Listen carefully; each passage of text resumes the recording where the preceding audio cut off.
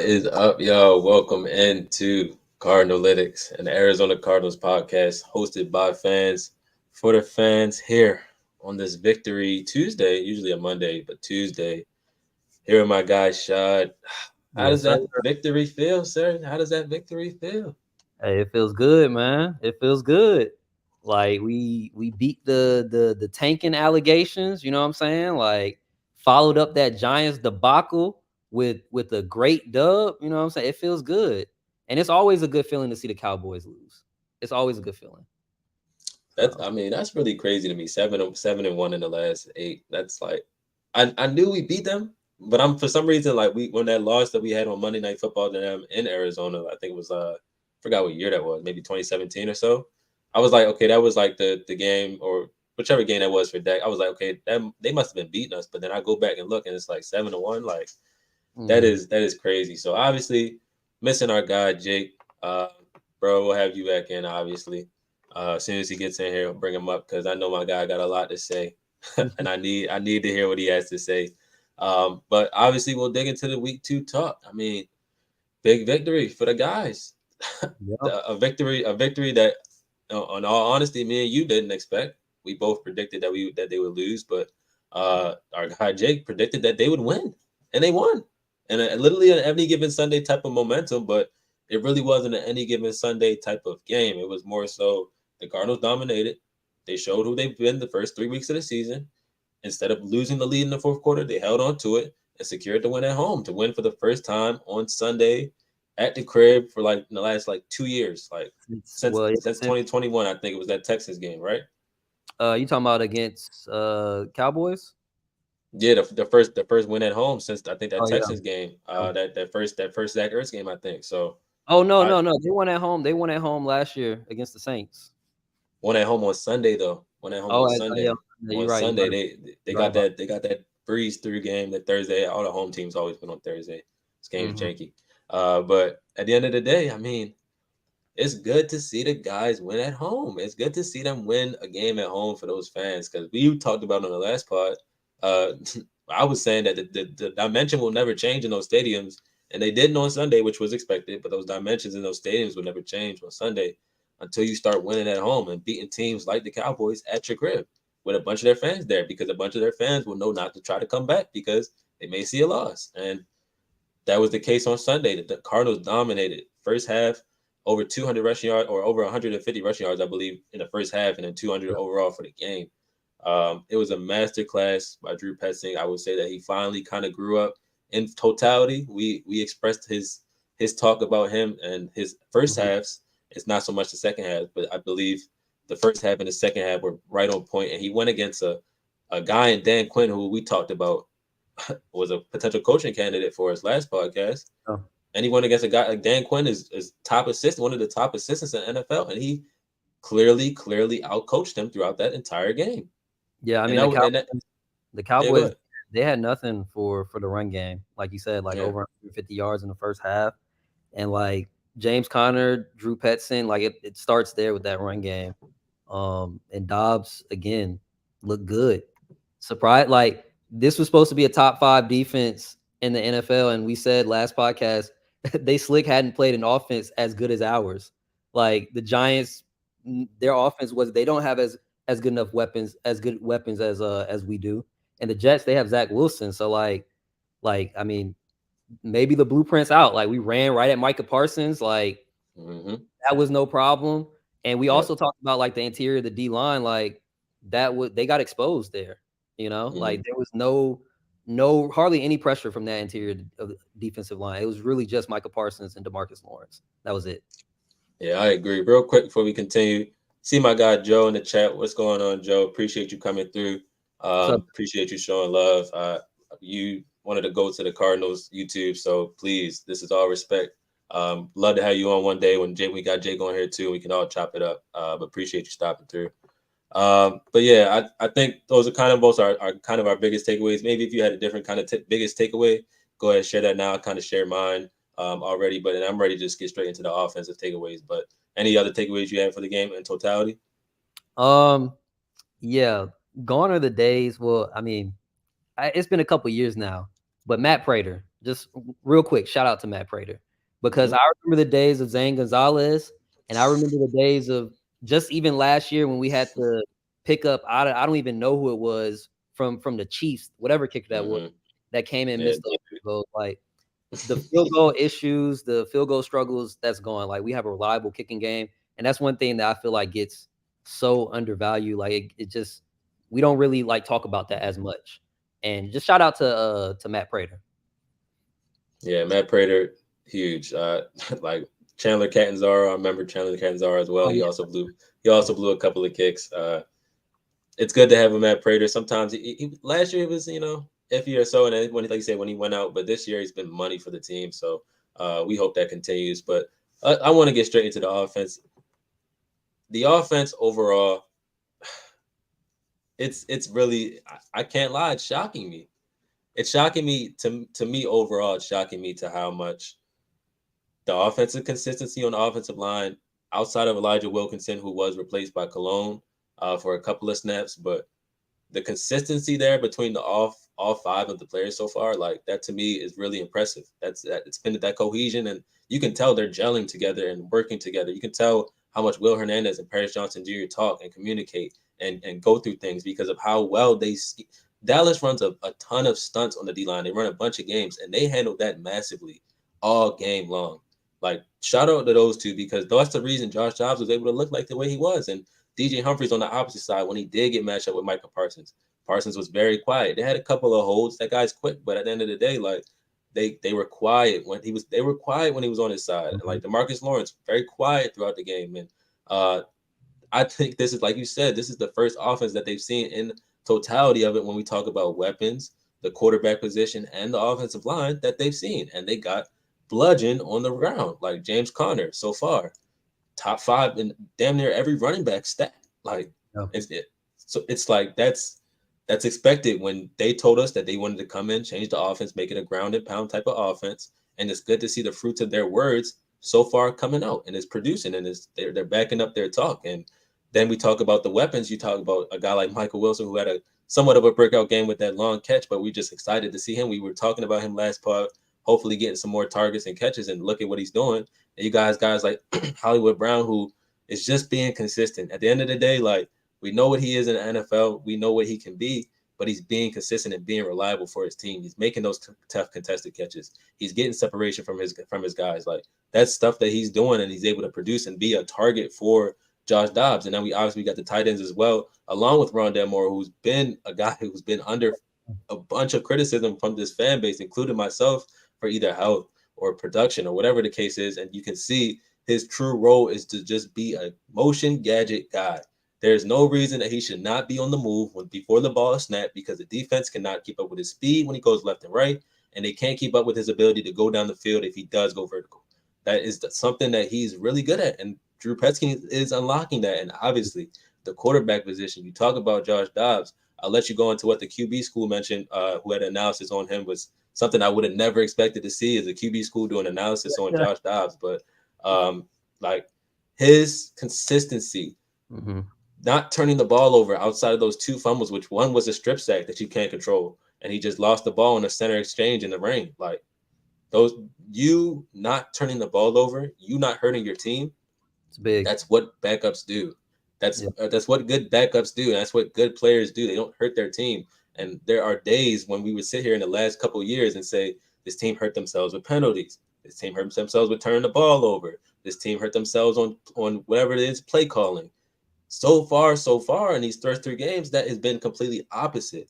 And at the end of the day, they may not have the talent that those teams have, but they're being consistent. And that's what I hope to see going forward offensively is just that same consistency. Like you telling me this is like the 17th ranked offense without Kyler Murray, they can be a top 10 ranked offense with Kyler Murray. Like Yeah. that's something that they can do. And like they're putting up 28 points back to back games. Like what is to say Kyler Murray doesn't add the 5 points to that? You're scoring 33 a game. Like that's explosiveness. That's what he provides. And if this offense can be at this level on consistency at this lowest level, what it can do at its highest level is very intriguing to me. And I'm hoping to see that. I'm hoping that sustainability comes up. But didn't mean to get too long winded. But I want you to go ahead. Yeah. Offensive takeaways. What you got from what you've seen from the team so far?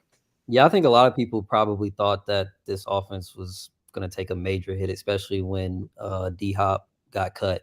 And it was like, okay, well, how are we going to fill that void? And then, we didn't know who the quarterback was going to be going into the season, whether it's going to be Clayton Tune, whether it's going to be Colt McCoy. Comes out, turns out it's going to be Josh Dobbs.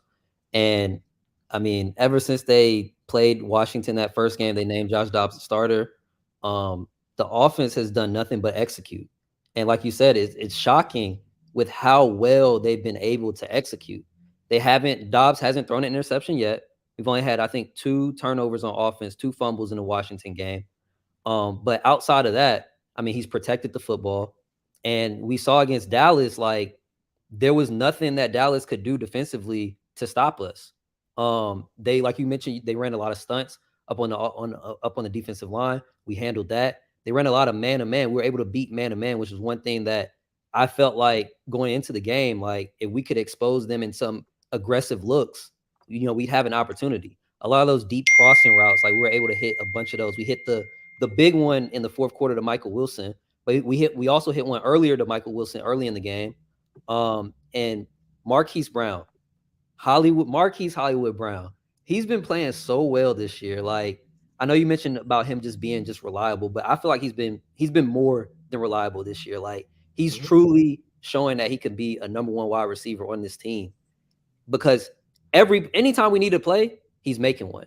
I think it was 3rd and 8. We were backed up in the red zone, made a play. Earlier in the game, sideline, it was another third down play, just a quick little out route, made the play. Like, and he's not dropping passes. He's balling out. Um, Man, Marquise has just been playing. He's just been playing super good. But the offense, it's just Dobbs. It starts with Drew Petzing. It starts with Dobbs and the offensive line. I mean, Dobbs has just been. I don't think any of us expected Dobbs to play this well. Like, I mean, he's been playing out his mind, and the whole team, the whole organization, fans, they're all rallying behind him. Did you see the TikTok that he put out with his jersey not being in the Yeah. top? Yeah, It's like, I crazy, mean, bro. That happened way earlier, and then he posted today. And now I oh, was watching. I'm watching. okay. Yeah, that happened a couple days ago, and then Mhm, the other day they was like, okay, we got you. We'll put you on there. And now mhm. they're posting it on TV, like, oh, look what the Cardinals do. They don't have their thing, like, bro. They've been changed it. Like, keep Yeah, up. That's what I be saying. Like, they 3 days behind, and then they yeah, try yeah. to post like it's live. It's just crazy. But But um, it's just the fun interaction that, like, he has mhm, with the fans, and like how he's playing. Back that up with how he's playing. Like, I mean, mhm. everybody loves this guy right now. Um, Yeah, and Josh he's Dobbs is killing it. like, I mean, he's above average quarterback right now. Like, it's Yeah. crazy, but that's how he's playing. Mhm. So, but yeah, So we got the guy in here.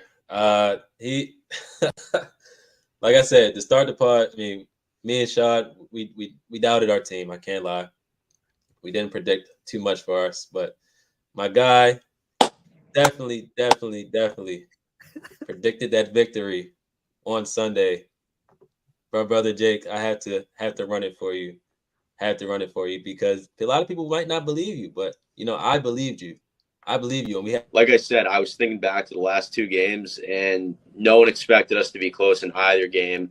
And it really did seem like we, like, kind of built, like, obviously we had a tough loss at the end of the game in that first one against Washington. We come out in the second game just absolutely firing. Right, it looked so much better.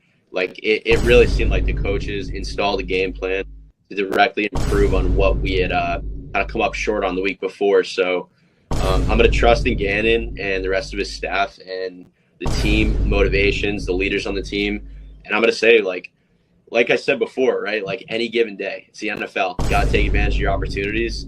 We're going to get some opportunities. We can take advantage of them. You just never know. So I'm going to say 24-21 either way. And I don't even care that you said either way. You called a 24-21 victory, and it was not saying the Cowboys were going to win. My brother Jake, how are you feeling today on this Victory Tuesday? I'm feeling great, boys. Thanks for having me. Sorry about the late entry. Was caught up doing some stuff, but No happy worries.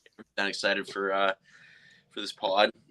Come on here and just be able to break down the film and everything. But yeah, I'm stoked. Feeling really good. I think I was kind of reaching a point after those first 2 games of You know, how much disappointment can you take to look so promising and then just come up short each time?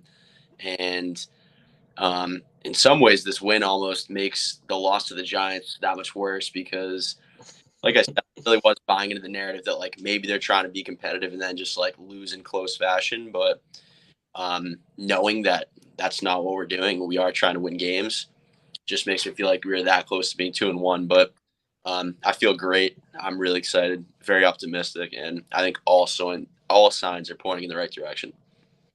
Yes, sir. There we go. What would you say? Because we just finished up on our offensive thoughts. What would you say, offensively, kind of was your from the game, and just what you the offense in Yeah, the offense. I think you're seeing an extremely efficient Josh Dobbs. I mean, the guy that we saw in Week 1, I think is, you know, very far in the rearview mirror. So, couldn't be more happy for him, and you know what he's been able to do in such a short time. Obviously, just got his jersey on the site, which is great. But no, I mean, you got to look at the rising stars, the potential, right? Like switch up the scheme a little bit, threw Rondell Moore in the backfield. I mean, 1-for-1, right? That 45-yard run was great. I mean, great timing. The dude's a spark plug. Was a little disappointed in Ertz. Didn't really see much out of him. If I can recall correctly, I think he dropped another ball that was like a little bit high, hit him in the hands. Michael Wilson, I was pretty high on him coming into the season. I thought that was a really, really good pick after the game he had in, was it the Senior Bowl where he kind of popped off? Yeah, the Senior Bowl. So I was excited about that. And I don't know if you guys saw the press conference that he had after the game, but super intelligent guy. Just the way he speaks, he's very captivating. And, you know, you can tell he's just down-to-earth guy and has a good head on his shoulders. And he actually highlighted the fact that the entire rookie class is just full of like high character people, which was something, I don't know if either of you guys remember, Monty was really big on in terms of like building his team his way. So thought that was great. Connor continues to impress. Corey, I don't know if you dove into his metrics at all, but I know you were I saw you posting some stuff on Twitter about it. Certain statistics and stuff that point to him not really planning to slow down anytime soon. So, and then obviously can't neglect Hollywood Brown, right? Big contract year for him. Seems like he wants to be here. Obviously, there was that like little blip of a clip that was kind of maybe misconstrued, but it did feel like after he scored that touchdown, his attitude changed a little bit. So I don't know, maybe there's something there with like target share opportunity, whatever it is. But I think he wants to be here, especially when Kyler gets back. And I highlight real quick too, just the overall sentiment around Dobbs throughout the team. Like if you saw the mic'd up clip, pretty insane. Just how the players have rallied around him. They trust him. They believe in him, and vice versa. So I thought that was really cool to see. And yeah, I don't know, we can chop up the film a little bit more, but I just love what we did to beat that team. Like it was perfect. Exactly what I feel like the three of us kind of called for prior to the game. Yeah.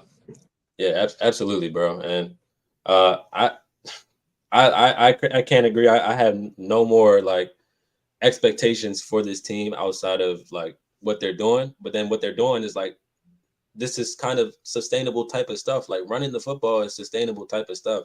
Play action passing game and deep crossers and deep outs and things like that, moving the defense away from each other. And you can see how he's scheming players and putting players inside on tight motions and tight slots and doing things like that just to keep the defense honest and keep them on based off of they don't know whether we're running the ball or passing the ball. They don't like that's the only time they'll know if we're actually passing the ball is if we're in empty, or only time they know that we're running the ball is if we're in jumbo packages. And then even so, and then we can switch it up and then do the opposite. So it's like just that variety on offense is something that a lot of us have wanted for this team, especially when you have a Kyler Murray at quarterback. There's no reason he shouldn't be doing things like bootlegs. There's no reason we shouldn't be using a lot of motion in offense to keep the defenses honest based on where our playmakers, who we have acquired a lot of them so far, like where they're used. And that's just, you're happy to see that going forward. And along with the way that this organization seems to be able to now draft in terms of scouting and development, you'll see more and more playmakers be valued in the later rounds that can have a chance for development and to grow on this team and be cheap players so you can spend expensive or spend for more expensive players in different positions. And that's just what you kind of want to see. And then you can tell offensively. I mean, I would say my player of the game when we're getting into it is it's got to be. I'm gonna give it to James Conner again. I think the way he's just running the ball, I think he's like leading the league in 20 plus yard runs or like second in the league in 20 plus yard runs. Like there we go. He's first in the league in 20 plus yard runs. Like you're talking about James Conner is first in the league in 20 plus yard runs. Like that's one because the hole is being opened up enough for his slow ass to get to the hole, and two because he's plowing through guys to get through him to extra yards every time. Like that is that's amazing to see, and it only and we're keeping him fresh too. I'm again he's on my fantasy team, so I noticed this, but like he's not ever really. I don't think he's touched 20 carries yet, 20 overall carries. He might have 20 touches, but They I haven't seen him give touch 20 carries DeMarcado, yet. yeah, they give DeMarcado and Mhm.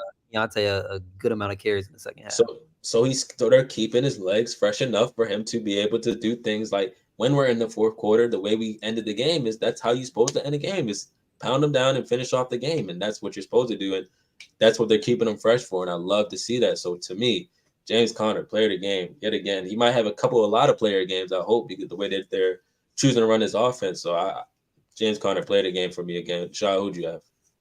Um, I think last week I had offensive player again. I think I had Dobbs, but I mean you can argue Dobbs this week. You can argue Connor this week also. But I'm gonna give it to Hollywood. Hollywood, he consistently came up big for us, like I had mentioned earlier. Third down in the red zone, third downs early in the game to keep drives going. Um, like Jake mentioned, I guess there was like a little clip that came out where he might have been upset about not getting the ball after a play. But I mean, you want to see that intensity, you want to see that passion because the guy wants to go out there and make plays. Like the players on the field know that they can compete with any team. When they're on the field, they feel like they can compete with any team in the NFL. So like they're out there playing the game to win. So you want to see that intensity. And I mean, he came up with the biggest play of the game, or one of the biggest plays of the games, which was securing that touchdown pass for us to go up. I think it was 12 in the fourth quarter. Well, two scores for sure in the fourth quarter.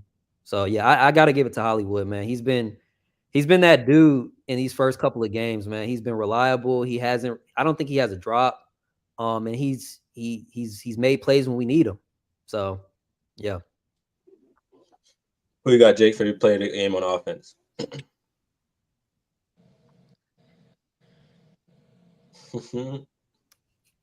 Probably got to go with Dobbs, honestly. Yeah. I think there was definitely like I highlighted some things I liked out of really all the main contributors, but it is very understated what this kid is doing right now. If we didn't have Kyler coming up, like, I mean, you look at like a team like the Jets, like I feel like they would kill to have a guy like Dobbs, who just has the ability to stay calm, make plays, take hits, like big hits. You guys hear that? Yeah, no, you're good. Go ahead. All right. I was so confused. Yeah, so he's taking some big hits and repeatedly, right, throughout the last 3 weeks. He's gone against some violent guys, and just his poise. It was his first ever win. Like that's crazy, right? Like, yeah, I think he's a baller, and I think the fan base is behind him. Like I said, the team is behind him. He didn't do anything crazy. I think he finished with like right around 200 yards passing, but then add another 55 yards rushing, and some key throws. So I think he's a great leader, great signal caller, and really impressed with what he's doing. Like I said, I think the Jets are a team, and you could name honestly like probably 10 other teams in the league right now that could like use him specifically. So going forward, I mean, if he's our backup, I think we're in great hands, especially having a guy like that in the locker room.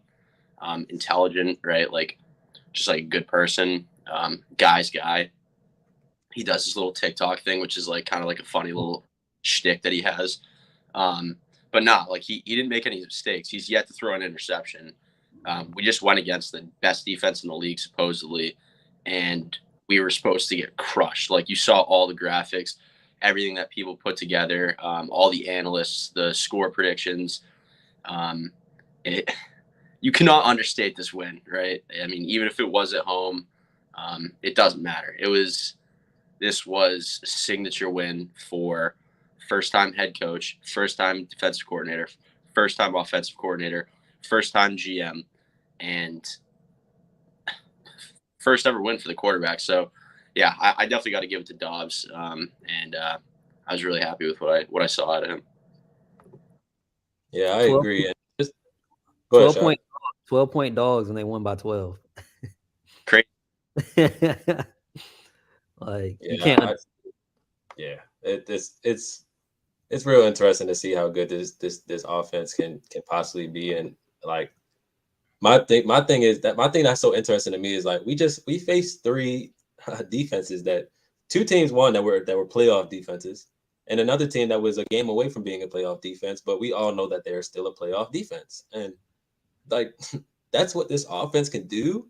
So, against defenses that are playoff caliber. Yes, the Giants are starting rookies out on the cornerbacks. Yes, they have lost some guys, but at the end of the day, they were a playoff defense. Wink Martindale is a playoff defensive coordinator. Like Micah Parsons is a playoff guy. He's one of the top guys in the NFL. Dan Quinn is a playoff coordinator. They are a playoff defense. The same thing with the Commanders. They still have the same continuity and then added more to their defensive group. Like with Emmanuel Forbes, and we saw that because he had a great game against Hollywood. So like I find it real funny how downplayed this offense is being right now when they're going against some of the top competition and another tough competitor the next week. What is this offense going to do against a defense that's considered bad is my question. Like that's what I'm really interested to see. So uh moving on, I mean to the defense. I just I just want to give a huge shout out to the defense again. Like I feel like this is a lot of praise that's going to be given off to the team today. But like Nick Rallis, Jonathan Gannon, um, they're pretty good on defense. I don't know. You guys tell me. They're They're kind pretty of. good on defense. I They're kind wouldn't. The way that I was told about Jonathan Gannon was that he really had no idea how to stop the best quarterback and one of the best coaches in the NFL in the biggest game of the year for both teams. Um, but somehow, some way, he seems to know how to coach football, which is very interesting because he brought in a defensive coordinator who we thought was very young, but he also seems to know how to coach defensive football. So it's this team this team defensively, I think this team defensively, they may always be that type of bend no break defense. And I'm okay with that. I really I don't mind being that type of defense where you're giving up yards, but if you're shutting down and holding a three and stopping from here to there, like I don't mind that. And again, we know that at some point the defense may have a couple gaps. Like we see it out there with Keytrell. Keytrell be battling, but he's still a 6 rounder. They still will attack him all game long. He'll see multiple targets a game. And Marco Wilson at that too. You'll see when we face a team like the Bengals who have two really good receivers on the outside, they will see multiple targets a game. But like these guys are battling on that defensive end or those defensive the defensive back group, I should say, in that cornerback room. And then you got the safeties who we know are missing Buda Baker, but still playing high quality football. Those three, Shashier, Wallace, and Jalen Thompson are all playing significant roles on this defense, and they're playing it well. You can see Kayvon Wallace is clearly in that Buda Baker role, and he's filling it well. You can see Jalen Thompson, who I put out on Twitter as a comparison, as that I can see the vision now, and that is clearly he is Chauncey Gardner Johnson for us on this defense. He clearly is. He sits there and play, and when I saw him against CD in the slot, I knew exactly that's what he was. He's that hybrid safety that can come down and play in that nickel spot and be sticky in coverage and still be able to play that type of man, but be a blitzer, but be a drop zone guy. But they can swap safeties. They can have Brew to come from a deep safety spot to all the way in the box and then shift the safeties that way. And he can do that. I completely see the vision now, and I see they have their piece, and which made that defense outside of that D line in Philadelphia so valuable, especially on that back end, because they did have two shutdown corners on the outside, but their safety play was always questionable. And there was one player that held that steady, and that was CJ Gardner Johnson. And so I think Jalen Thompson, so far without a player like Buda, has held that down. But with a player like Buda added, can add an extra dimension to what this defense can really be. So like those guys are playing well. Kazir White, again, I put another comparison out there. I see it. I'm like, it's everything is like envisioning in my eyes about this team. And Kazir White is clearly Darryl Washington. He is clearly Darryl Washington. There's no other explanation to it. A guy that is fast as a linebacker. He hits hard. He plays with his brain. He can sit there and see the things coming out, and just his sideline to sideline, his tackling ability, and his leadership. That is he is Darryl Washington. He may not be as fast and athletic as Darryl was, but his role is clearly a Darryl Washington type of role, and he's better than Jordan Hicks was. At least at this stage of their career, he's better than Jordan Hicks was, and he's better for us, I should say, for us in Jordan Hicks' career with us. He's better than Jordan Hicks was coming in, and he has a chance to be a guy that can man this defense for the next 4 or 5 years. Like that is really a guy that we can have on this team, and he can see he plays for Gannon. He clearly plays for Gannon. You can see the heart that they have and the connection that they have with each other. And if that's if one of your leaders on your defense, the other leader of your defense, will play hard for the coach, no matter who it is, and Buda Baker.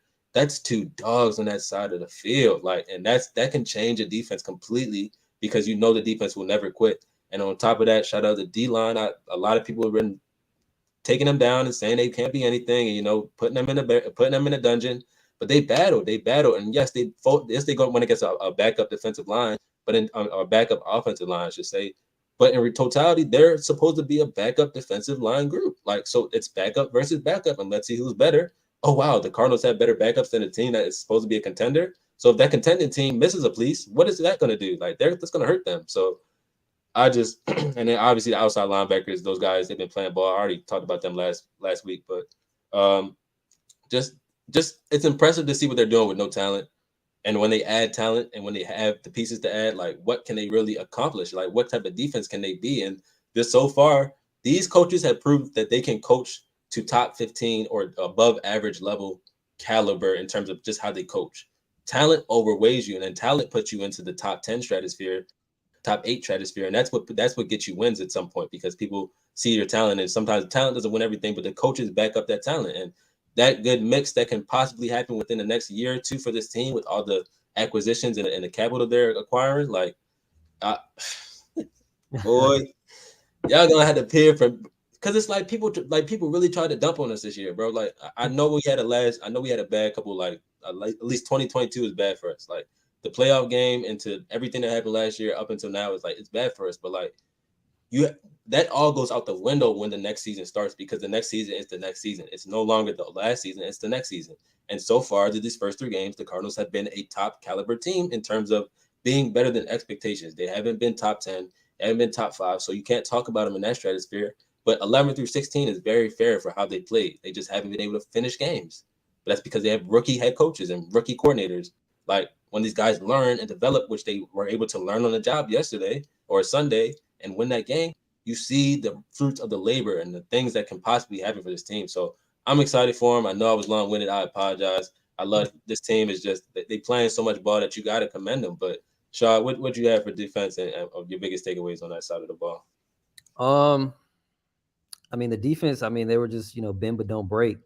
They got after in the first half, second half, I guess really the big thing was they won in the red zone. And I mean, that's where it matters. Like when you can stop a team from scoring 6 consistently, you're going to put yourself in a good position to win the game when you're just giving up 3 points.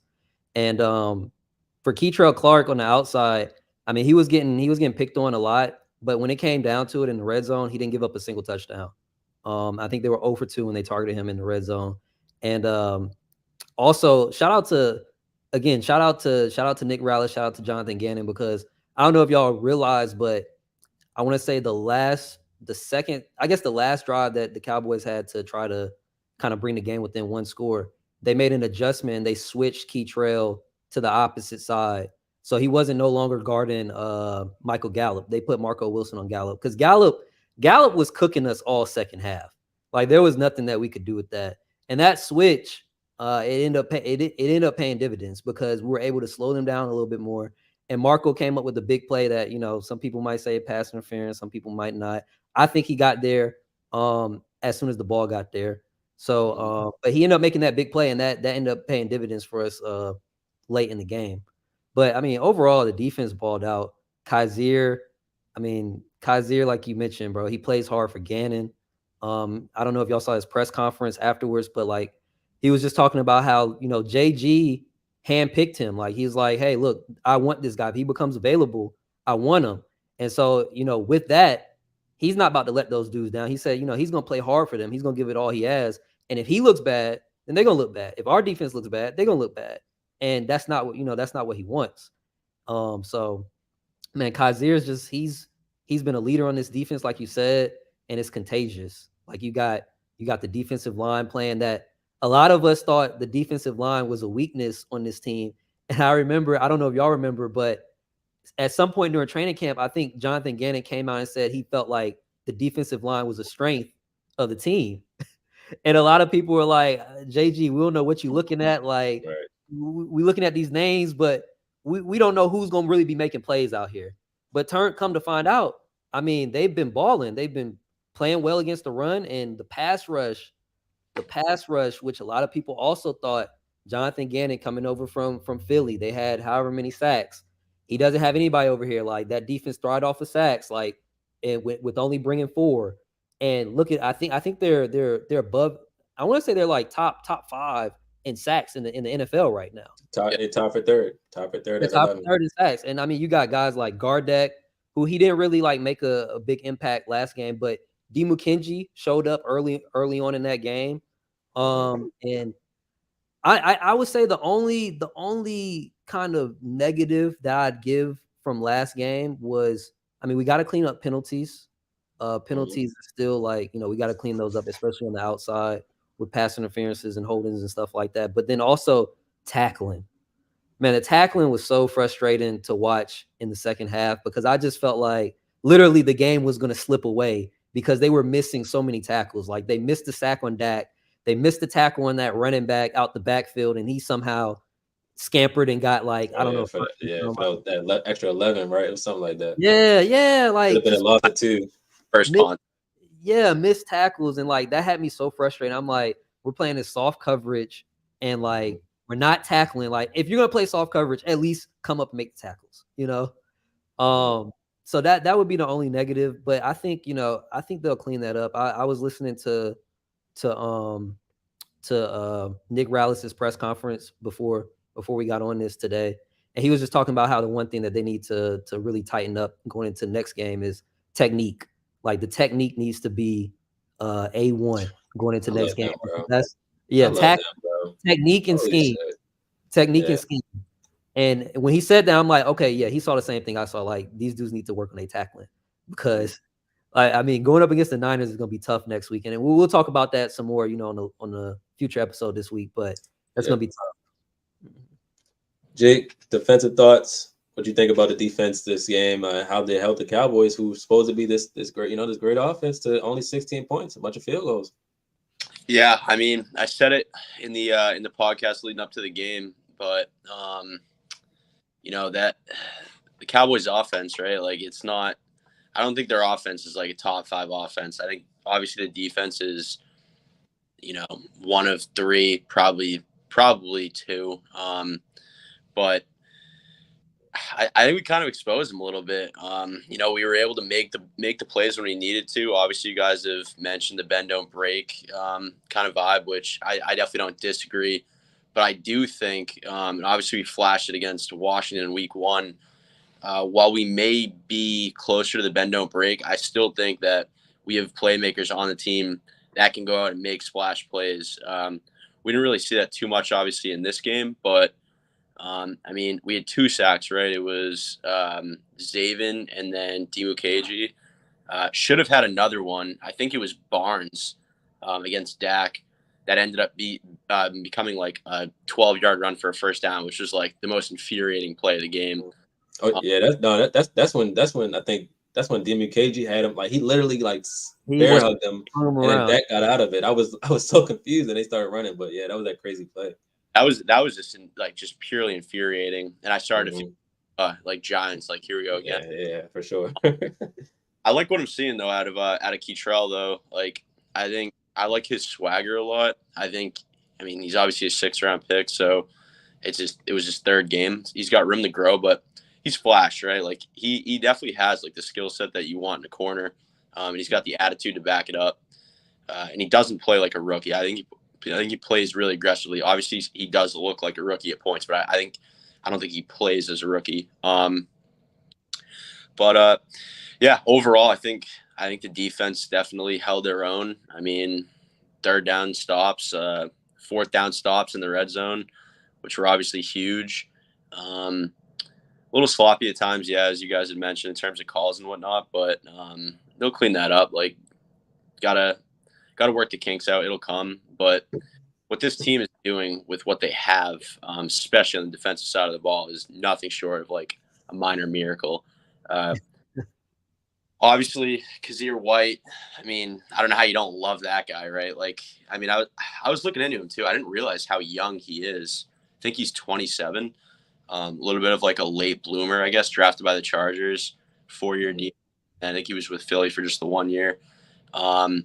So yeah, Corey, as you had said, that's a guy we could probably get behind for, I mean, hopefully foreseeable future, right? Yeah. Something I also wanted to mention was with how good Kazir White's playing right now, and how, I mean, it's clear he's the leader of the defense right now, but we haven't really seen prime Buddha and prime Kazir at the same time. I think that when Buddha comes back, hopefully, That shit gonna be scary. That yeah, shit gonna be crazy. that's what I'm saying. Like, I really do think those two are going to be a force to be reckoned with, because then it's almost like you have two like authoritative presences on the field, and then next man up is probably like, I mean, obviously Gardeck's a captain, but like at least in the secondary, we have Jalen Thompson too, I think he's really made a jump this year. I've always liked the guy, but I really think he's coming into his own, and I just can't wait to get Buddha back on that on the defensive side of the ball. And then one other thing that I wanted to point out was where would Isaiah Simmons fit in with this crew? I really don't think that he would. I love it. Yeah. I have full trust in Monty. I think that was a great move, right? Like, even being able to get the 7th instead of just cutting the guy outright, because, like, let's face it, the guy's doing nothing in New York. But something I also thought of, actually, Corey, when you were talking about the Kazir White and Darrell Washington comp, do you remember Darrell Washington led the league in tackles 1 year? I think he had like 140, 150, somewhere in that area. Guy was just a monster. Who's leading the team in tackles right now? Kazir White. He's got 30, so he's averaging 10 a game, which is bonkers, right? Like, also has the interception. I mean, got a sack too. He got a sack too. Like, like this guy's popping off, and like, it gets me giddy talking about it, because it's just so nice to have like an intelligent and strategic GM for once. I think, like, looking back in retrospect, Kime was just throwing shit at the wall and was hoping it was going to stick, and didn't. So yeah, it's great to see a guy being like tactful back there, and then really working with Gannon. You can see that these guys are in sync, which is great to see. I love like the relationships that are brewing. A couple small things, just watching the sideline. I mean, and at the end of the game, if you didn't crack a smile watching those guys like pour the Gannon, like, come on, like that got some weird criticism on Twitter. But it's the guy's first win, and obviously Gannon said like he like wasn't a fan of it, like trying to play like the role of like it's one win, but it was obviously super impressive, and like obviously White, Gardeck just behind him, just smiles ear to ear, and Gannon even cracked a smile when the Gatorade was dumped on him, and then Monty obviously dapping up, hugging every single player coming off the field. It's just, this is the culture that I've been begging for since I was like 10 years old. So I mean, here we are like 15 years later. Like, it's incredible to see. It's making me extremely optimistic for the future, and I can't wait to get my predictions for this upcoming week.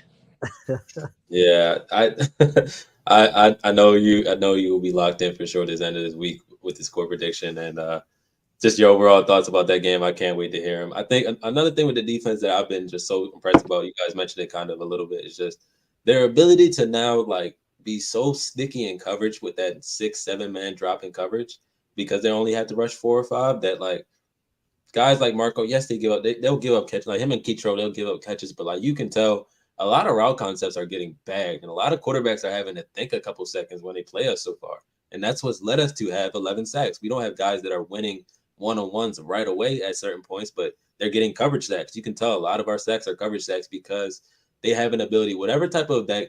Because again, it was a lot of that quarters coverage. Again, it was a lot of that quarters coverage, and whatever they do with a mix and matching towards that with rolling Jalen Thompson down and letting Kayvon Wallace and Shashier play, and or whatever they do with those safety 3-man trio, like that is really like putting quarterbacks in a lock basket so far. And Chris Barnes has been amazing in coverage so far. So has Kaiser White. So like, how many times can we say our linebackers were great in coverage against these tight ends and these inside wide receivers? Like we can't say that too much time. So the way that they are putting stuff together and the way they're coaching and the way they'll be able to teach young players that have a lot of immense talent and athleticism, I think should be a crazy thing for the NFL. And I know one of Cardinals fans put it out there.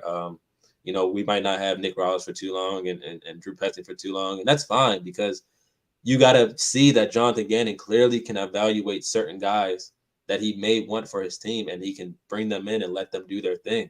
And a guy like Izzy Wilfork, who I think can easily come up and be an OC because you can tell how the team, at least with the quarterback room, he kind of commands that quarterback room. And you can tell the way in his press conference, he kind of commands his respect in terms of his teachings. And we all know, a lot of stuff is taught in that building that we don't know anything about in terms of NFL teachings, but like they got it on lock in terms of bringing people in and choosing them to have choosing the people that they want to bring in to teach the players that they want to bring in. And a lot of the times, the last staff we had was hand chosen by the GM who don't know football clearly because he can't draft a good talent.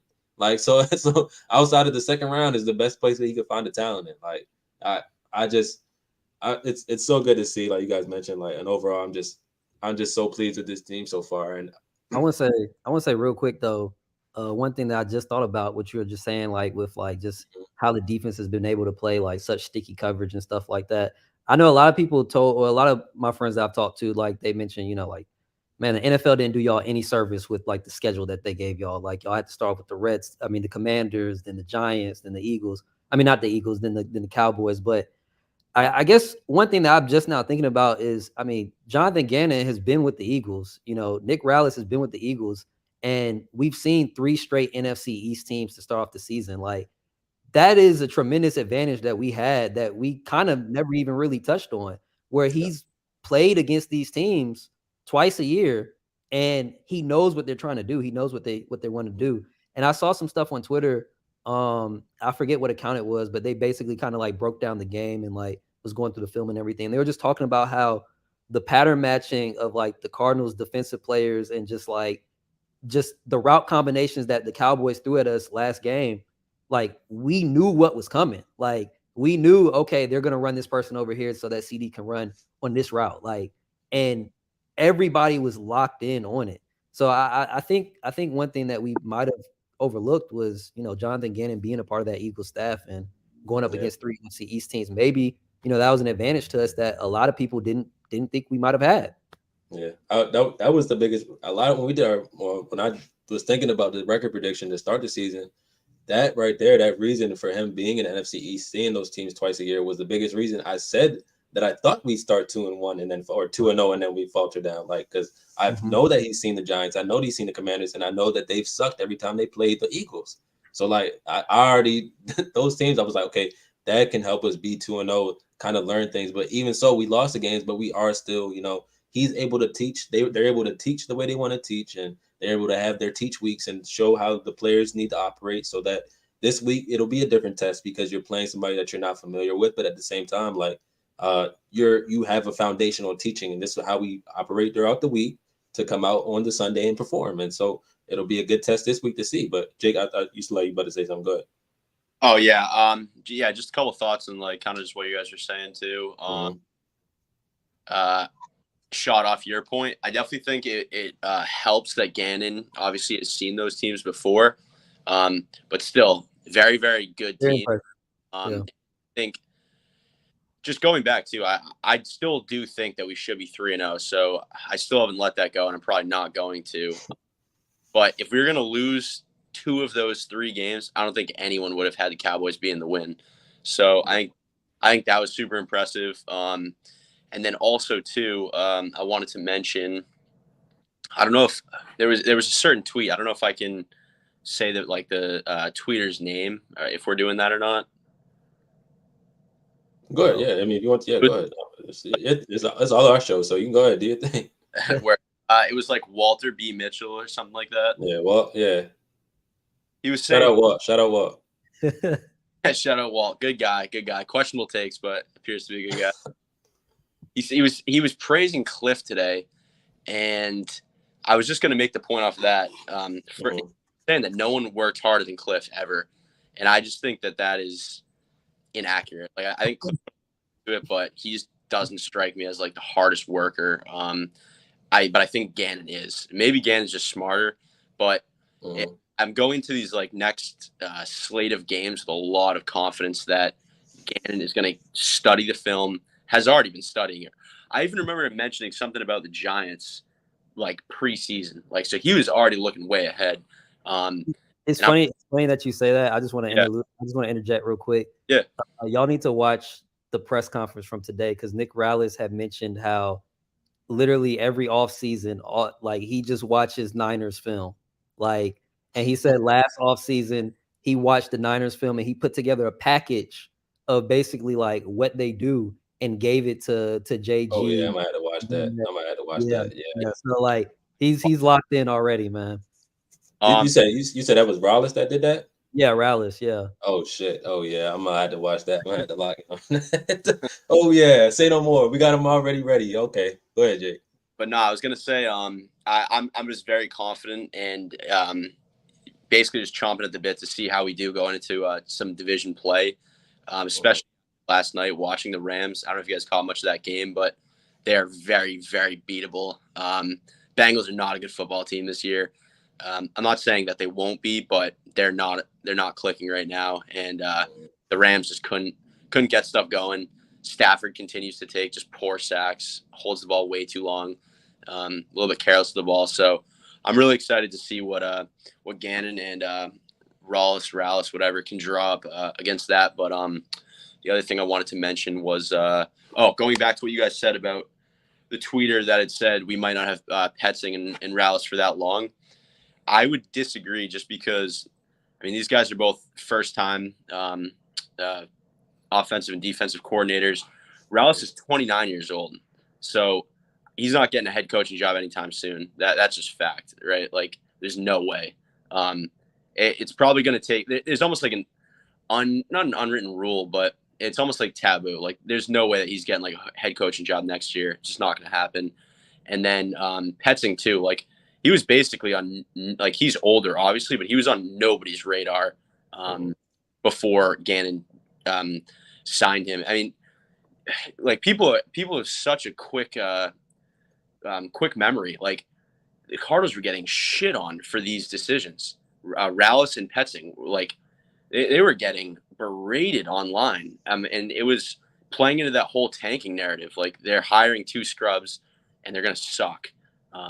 On ice, basically, and they just haven't. And so, like, obviously, yeah, like, I mean, these guys are flashing early. It's been 3 games, but I don't think we have to worry about these guys leaving anytime soon. I think we got both of them if we want them for the next few years for sure. So that's all. I just wanted to touch on that. Yeah, no, that's an amazing point because that is true. They will have to earn their keep. And like, no offense to Drew Petzing, like, I don't know, it doesn't really look like a head coach to me yet. Just I don't know if it's the height or whatever it is, but he just doesn't really remind me of a head coach right now. But overall, I mean, say it again. I say he gives McDaniels vibes. Yeah, it's just, you know. Oh, bro, did you guys see the McDaniels speech in the locker room after that game? Yeah. Dude, I respect him a lot. Like, he's like that crazy numbers guy. His story's like pretty cool, right? Like, I think you guys know it. Was the ball boy in Denver. Didn't even get an interview for their head coaching job, and then he just went in and hung 70 on their head. So that was pretty cool. But, dude, that speech in the locker room was not. No, dude, I was like trying to get hyped. Like, I loved that win, especially on VJ and Sean Payton. But I was like, dude, like, these players like cannot be buying into this. Like, it was. I mean, obviously they are. It's just like, I don't know. He's a little bit awkward guy. Can we just acknowledge on this podcast that the Cardinals won 2 games last week? We beat the Cowboys Oh, and Van Joseph got 70 hung on him. hell yeah. Y'all Yeah. Boy, Texans. when I was watching that, man, I was just sitting to myself like, they got Patrick Surtain looking like he's garbage. They Got have beat by Robbie Anderson. garbage. Dude, We what talking about about Pat Surtain. anyone forget about Zach Allen? Like, Yeah, bro. And it's just like I'm that seeing the same thing with people just running wide open. Like, why on his defenses are people just running wide open? That makes no sense to me. Why that keeps happening? BJ That makes no sense to me. And it's like I'm surprised he still has a job right now. Because in all honesty, like there is nobody in that city that will support him because he literally was their head coach. He failed. He's literally been their DC and failed. They are 0-3, and they literally just gave up the most points ever in a lot of our existence. Like a lot of our lifetime is the most points we've ever seen. Like I don't understand how he still has a job right now. And I'm not trying to hate on it. You feel me? I don't want to make it seem like I want somebody gone, but I just like that's insane to me. Like he had a bad defense last year. He still got a job, and he has a bad defense this year with arguably better players. There's Freddie Gregory over there. There's still, like we mentioned, Zach Allen. I know there's some other guys on there. The linebackers that they have are okay. They have the young outside linebacker Browning or something like JT Browning. I think I don't know his name from Ohio State, but he was pretty good last year. Or Cooper, I think is his name, or something like that. And then PS2, and they still got Jeff Simmons too, don't they? I Justin don't know Simmons. if you or So Justin Simmons. That's Justin Simmons, yeah. So yeah, I just I don't know how it's happening, but that um, situation's brutal. First and a second for Peyton. yeah, yeah, we dodged the bullet. We definitely dodged the Dodge, bullet. dodgeable, and we got the better guy. We got the younger better guy who mhm, does the history of paying players to knock out other yeah. players. Got the guy that can create his own culture. Real quick, I forgot.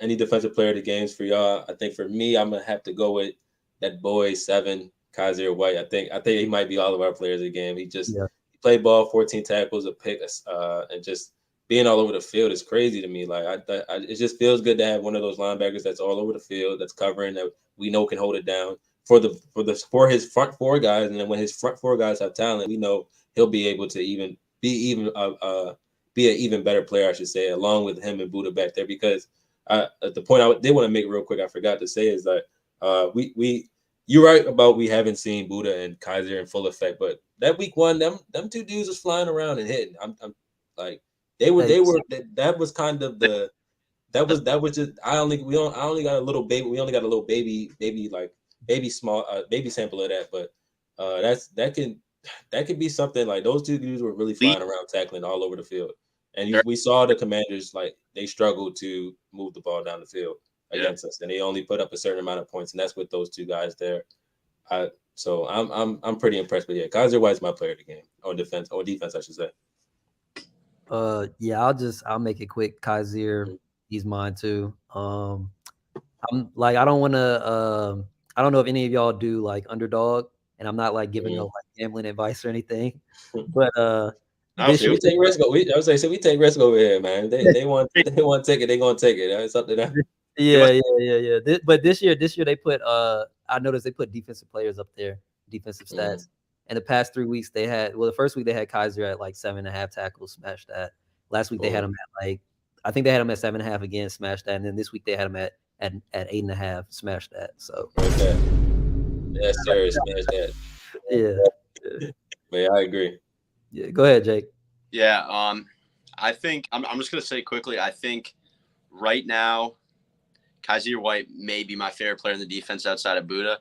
Very, Yeah. very quickly climbing the ranks, man. And that's over some guys that I've loved for a while. But no, I would say my players of the game would be co-players of the game, and I would go with Marco Wilson, Keitrell Clark. Um, Okay. Obviously, yeah, there was definitely some times where they both got exposed, right? But to hold that offense, right, to hold CD Lamb to 8 fantasy points, like, or what was it, 10 PPR, like, Mhm. you can't understate that. I mean, they really did their job, and I think that was the most important thing because, I mean, in an alternate reality, like, we could have gotten absolutely lit up, which, I mean, a lot of people, at least on Twitter, were predicting was going to happen. So I definitely give it to those two youngsters. I think we got a lot of potential there, and yeah. Gave up 0 explosives, as JG would say. So yeah.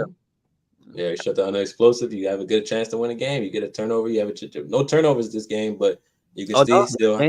game winning turnover. Oh, Game what am I talking about? The guy that I said was my player of the game I had to pick.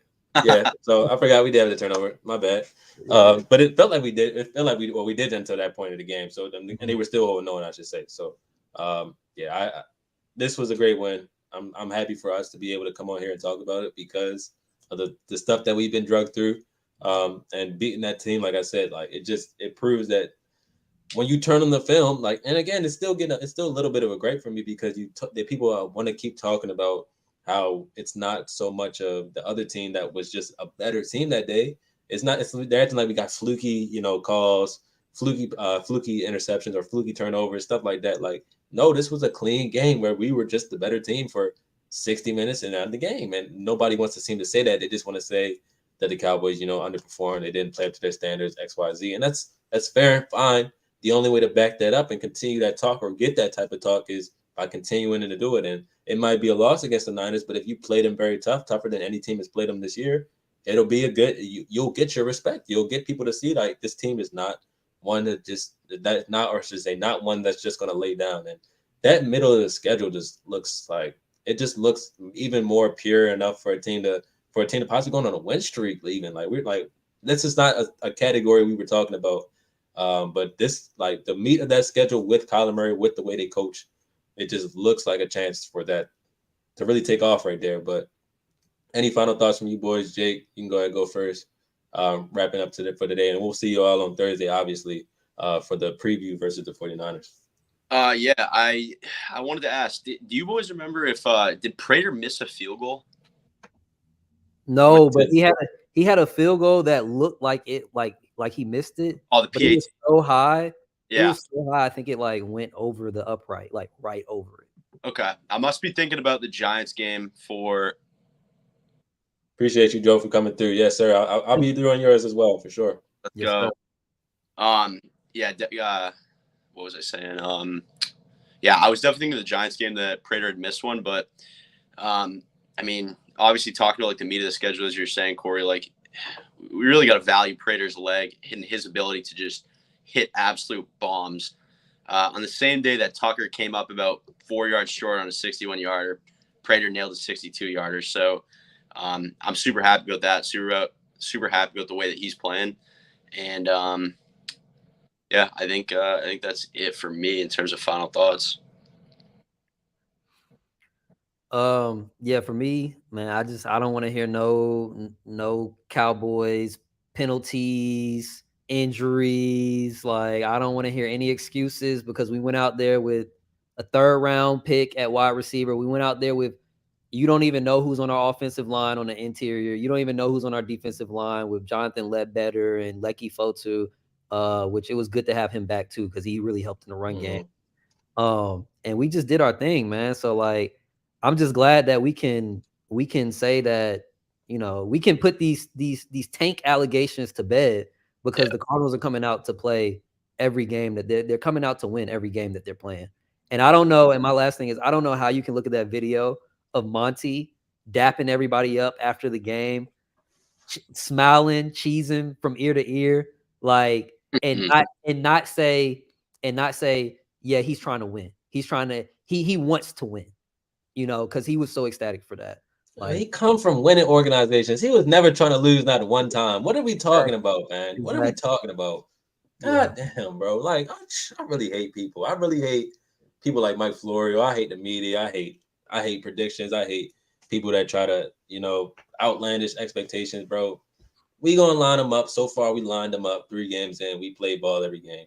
Now let's see if we can continue that against a team that people can consider one of the best. So that's we're gonna get our respect at some point this season. It's gonna take a while. People think we trash. People think this organization is just a bottom feeder, but we will get our respect throughout the season.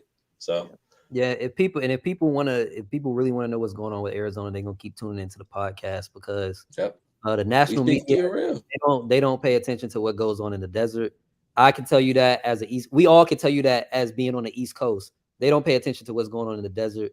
So if y'all want to know, you know what I'm saying, y'all want to keep up with it, y'all keep in tune with the podcast. People literally said today the Cowboys lost to a team that is trying to get Caleb Williams. I never heard Monty Williams, Monty Ossenfort or Jonathan Gannon say that they are weird that we're trying to get Caleb Williams. So how you know that is beyond me. But it's neither here nor there. Jake, I saw you. Go ahead. Yeah, I got one more thing.